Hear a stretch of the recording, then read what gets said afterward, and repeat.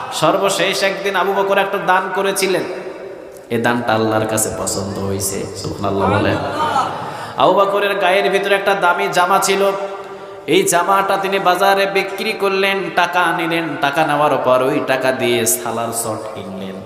সালার short কেনার পর নিজের গায়ের মাপ দিয়ে সালার চটটা কেটে সালার শর্ট সেলাই করে নিজের গায়ে পরিধান করে জামার বাকি অংশ টাকা মিসকিন এবং এতিমদের কাছে বিলিয়ে দিয়েছে।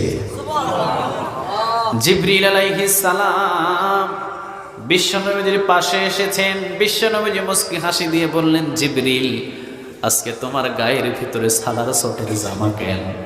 ও নবী, এই জিবরিল ইচ্ছা করে সালার শটের জামা পরে নাই। আবু বকর যখন সালার শটের জামা পরেছে, আল্লাহ রাব্বুল আলামিন আদেশ করেছেন আবু বকরের দানটা আজকে আমার কলিজাটা পোড়াইয়া দিছে।